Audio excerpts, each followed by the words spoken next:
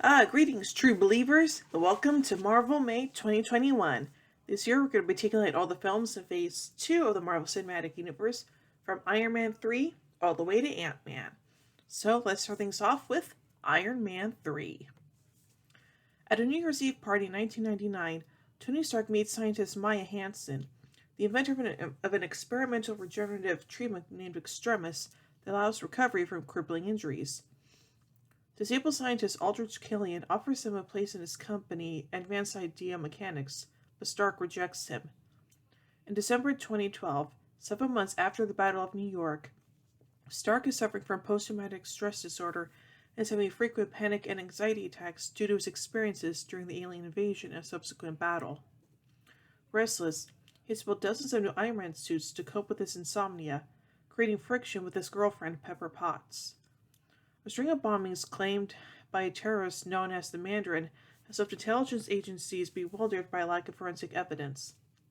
Stark's security chief Happy Hogan is badly injured in one such attack at the TCL Chinese Theater and is put into a coma, prompting Stark to boldly issue a televised threat to the Mandarin, revealing his home address in the process.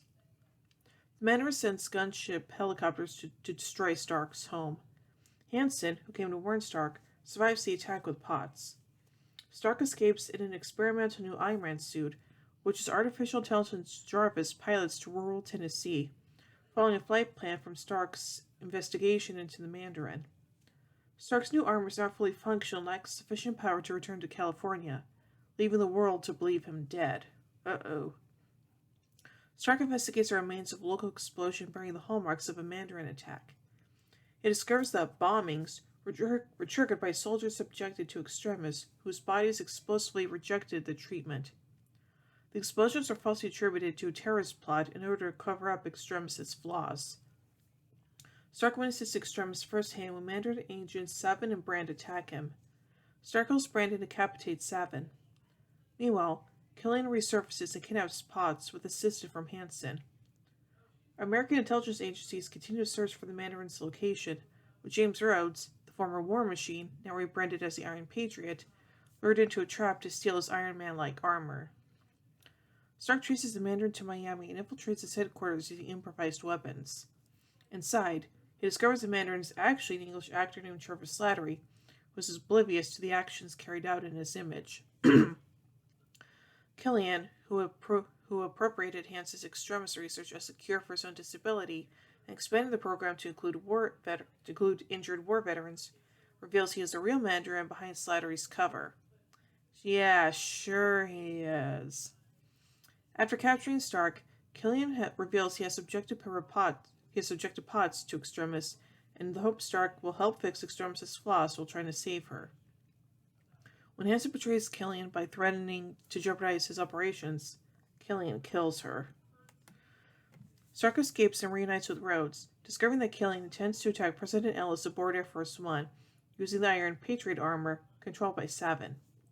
Stark kills Savin, saving the passengers and crew, but can also stop Killian from abducting Ellis and destroying Air Force One. They trace Killian to an impounded damaged old tanker where Killian intends to kill Ellis on live television. The Vice President will become a puppet leader, following Killian's orders, in exchange for Extremis to cure his young daughter's disability.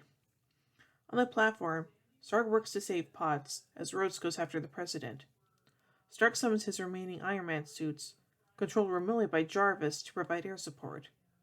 Rhodes secures the President and takes him to safety, while Stark discovers Potts has survived the Extremis procedure.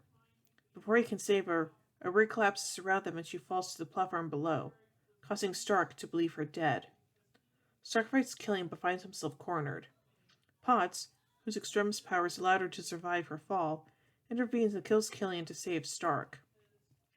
As a sign of his devotion to Potts, Stark orders Jarvis to remotely destroy all the Iron Man suits. The Vice President and Slattery are arrested, and Happy awakens from his coma. With Stark's help, Potts' Extremis effects are stabilized.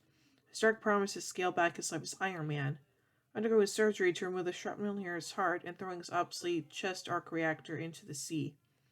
He muses that, even without the technology, he will always be Iron Man. So let's look at the production of this movie, beginning with the development.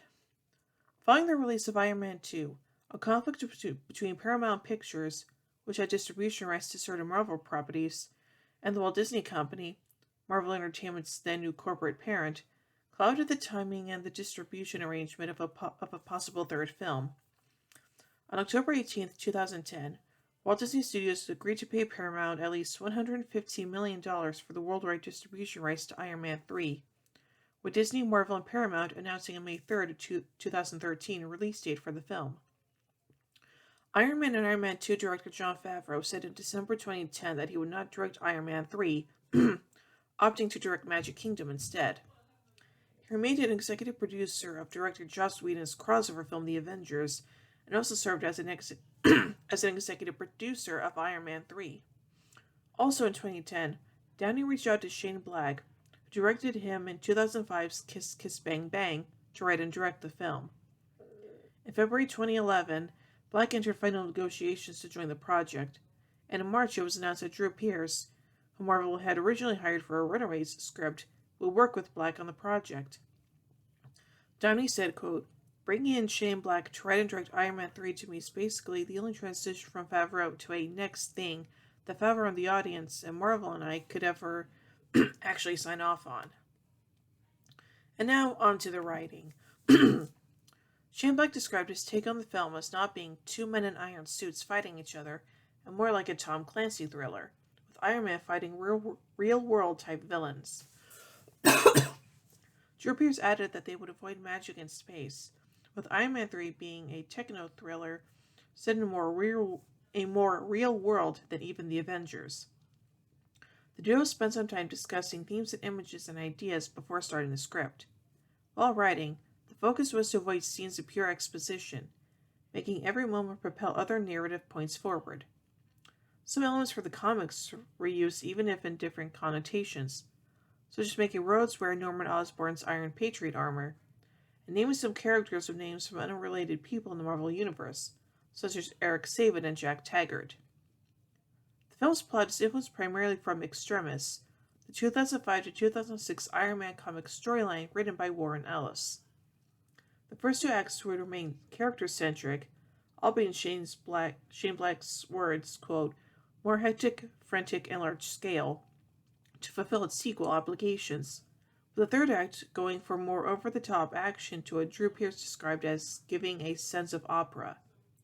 The middle act was compared to Sullivan's travels and having Tony meeting various people on his journey, and the writers made sure not to make the characters too similar. The initial draft had Maya Hansen herself leading the villainous operation, with the Mandarin and Killian emerging as antagonists in later versions of the script. During one of the writing sessions, Pearce suggested that the Mandarin was a fake, and Black agreed by going with making him an actor, which in turn Pearce detailed as an overacting British stage performer.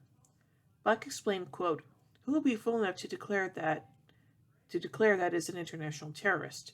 If you're smart, whatever regime you're part of, you'd put a puppet committee and remain your house." In turn, Killian would hide Slattery in his own frat house in a kind of drug-related house arrest to keep the secret alive. According to Black, the reveal of the actual villain being Hansen was like Remington Steele. You think it's the man at the end. The woman has been running the whole show. The role eventually shifted to Killian because of objections by Marvel Entertainment executives, who were concerned with the apparent merchandising losses that could come with having a female villain. The roles of several other major female characters were also made smaller in the film compared to earlier drafts. Both the opening and the ending of the film were reworked in various ways. First, it would begin with a flashback to Tony's childhood. Then, like in Iron Man, it would begin in media res, with Tony crashing in Tennessee before a voiceover that would lead to how he got there, until it got changed to the final version. For a climactic tanker battle, it was originally considered that Brand would show up in the James Bond edition of The Henchman coming back for the heroes. Instead, they chose to use Killian himself, and have Pepper, whom he abused earlier, cause his downfall as a way of poetic justice. The final dialogue originally was written as "I am Tony Stark," to be a response to the first film's ending, which was eventually changed to "I am Iron Man" to enhance the mythical qualities. On setting the film around Christmas, Black said, quote, "I think it's a sense of if you're doing something on an interesting scale that involves an entire universe of characters.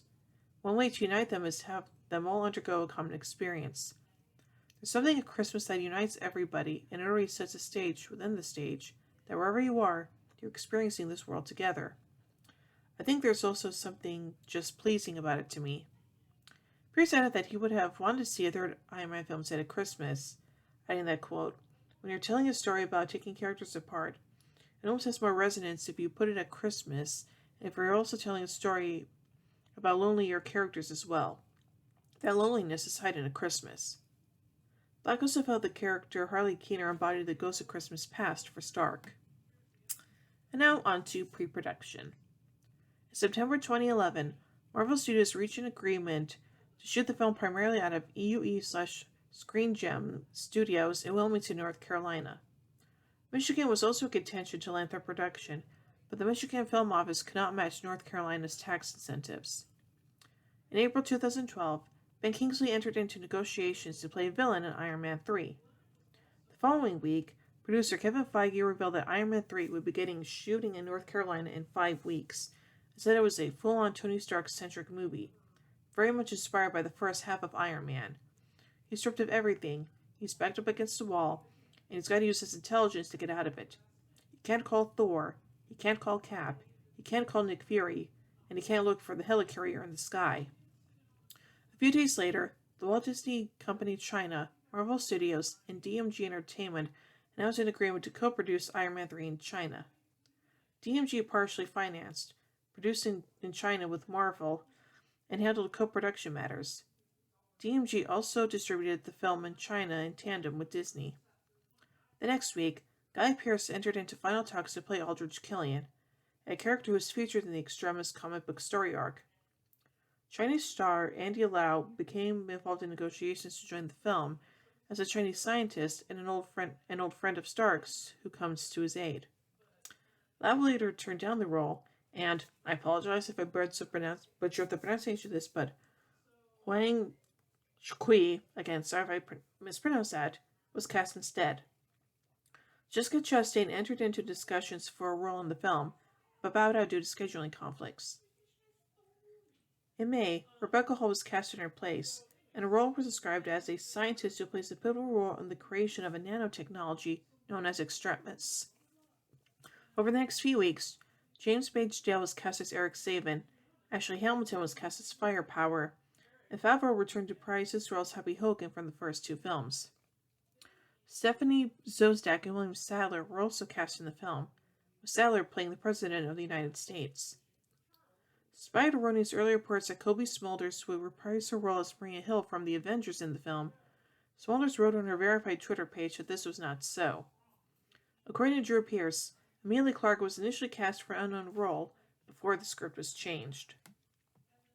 And now on to filming. Filming began in Wilmington, North Carolina on May 23, 2012 at EUE/Screen Gem Studios with the working title Caged Heat.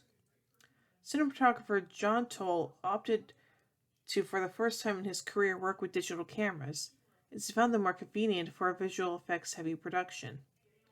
Toll shot the film primarily on the Arri Alexa camera.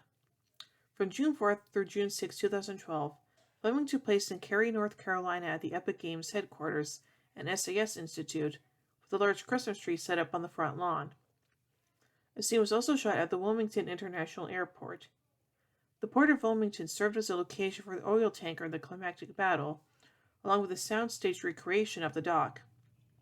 The crumbling house itself was filmed in a hydraulic-powered Gibo platform that could bend and split into 2 pieces. All the interior footage had practical effects, including debris and explosions, with the computer graphics used only to add exteriors and Iron Man's armor. From July 19 to August 1, 2012, filming took place on Oak Island, North Carolina to film aerial drops over the Atlantic Ocean. They were done for the scene where Iron Man rescues the people falling from Air Force One over Miami, which were originally visioned done with green screen effects, but were changed to using actual skydivers as second-year director Brian Summers knew the Red Bull skydiving team. Computer graphics were only employed to add clouds, the destroyer plane and map paintings of the Florida coastline in the background, replaced the stand-in with Iron Man armor and some digital compositing to combine different takes of the skydivers together. Filming took place in Rose Hill, North Carolina in early August 2012, and the town's name was incorporated into the script as the Tennessee city Stark visits. On August 14th, actress Dale Dickey said she has been cast in the film and was currently shooting her scenes. The following day, production was halted when Downey suffered an ankle injury. During the break, Black and Pierce made more script revisions before shooting resumed by August 24th. Cast and crew began arriving in Florida on October 1st to shoot scenes on Dania Beach and around South Florida. That same day, Tanner returned to the set after his ankle injury. In early October, scenes were shot at a replica of the Malibu restaurant Neptune's Net, and filming took place on location at the Biscayne Museum and Gardens. Scenes were shot during the daytime inside the Miami Beach Resort at Miami Beach on October 10th and 11th. The production returned to Wilmington in mid-October for additional filming. On November 1st, scenes were shot at the Biscayne Museum and Gardens. Filming in the United States wrapped on November 7th in Wilmington. Filming began in Beijing, China on December 10th. Filming was scheduled to wrap a week later on December 17th, 2012. The China filming did not include the main cast and crew. In January 2013, it was reported that a film crew led by Shane Black would begin location scouting in Hyderabad and Bengaluru, India between January 20th and 24th. Also in January, Cheadle confirmed that reshooting was taking place in Manhattan Beach. Shooting also took place on the week of January 23rd to 2013 at TCL Chinese Theater in Hollywood. A major part of the content filmed in the reshoots regarded the Mandarin, with Drew Pearce saying that in early cuts, the character didn't feel real enough. There was a sense of him being part of the real world, mostly because he was just looking down a lens and threatening the world. A report on actual production costs for films from Filmalay Inc. indicated a gross budget of $200 million, with a net of $178.4 million for Iron Man 3 after tax incentives for North Carolina and Florida. And now on to the post-production. Chris Townsend served as visual effects supervisor for the film, which featured over 2,000 visual effects shots and was worked on by 17 studios, including Weta Digital, Digital Domain, Scanline VFX, Trickster, Framestore, Luma Pictures, Fuel VFX, Cantina Creative, Cinesight, The Embassy Visual Effects, Lola, Capital T, Prologue, and Rise FX. Whew, that's a lot. Townsend said that from January 2013 through the end of filming in April, the collective crew had 1 day of downtime, otherwise working 7 days a week and 14 to 18 hours a day. Digital Domains, Scanline VFX, and Trickster each worked on separate shots featuring the Mark 42 armor, working with different digital models. The studio shared some of their files to ensure consistency between the shots. For the Mark 42 and Iron Patriot armors, Legacy Effects constructed partial suits that were worn on set. Townsend explained that, quote, invariably we'd shoot a soft suit with Robert, then we'd also put tracking markers on his trousers. He also wear lifts in his shoes or be up in a box so he'd be the correct height. Iron Man is 6'5".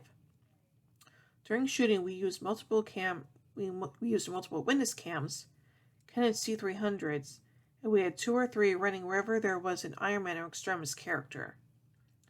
The artist studied the time-lapse photography of decaying fruit and vegetables and actual phenomena such as the aurora borealis as reference for the effect of the glowing Extremis characters.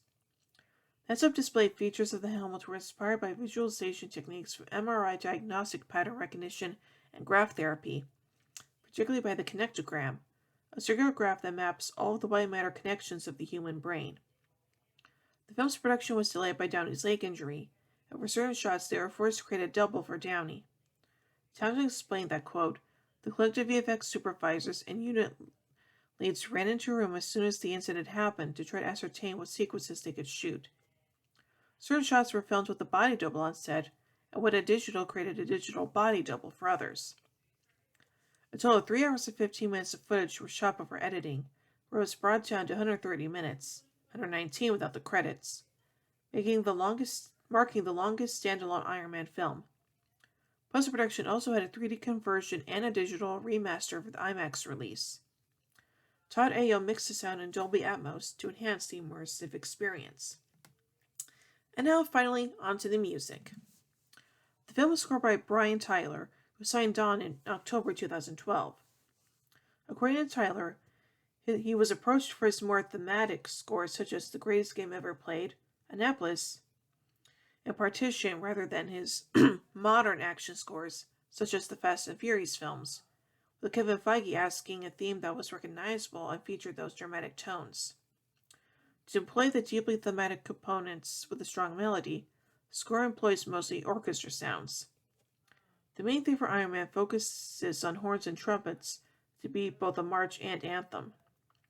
Tyler mentioned that John Williams' work in Raiders of the Lost Ark was the first thing he thought of as an influence, and the cue for the Well of Soul sounds in Raiders influenced the Extremis motif, as Tyler felt it should enhance his spiritual side for having a technology so advanced that nears magic. Echoing the Mandarin's amalgamated personality, his theme was religious music that borrows from many cultures, from monastic, Gothic, and Christian chants to music from the Middle East. The score was recorded with the London Philharmonic Orchestra at Abbey Road Studios. Along with Tyler's soundtrack album, Hollywood Records released a concept album inspired by the film Heroes Fall. It features 12 original alternative rock and indie rock songs, with only one appearing in the film itself, AWOL Nation's Some Kind of Joke. So overall, this is probably my favorite film in the Iron Man franchise, and as the beginning to Phase 2 of the MCU, it does a pretty darn good job. So overall, I give Iron Man 3...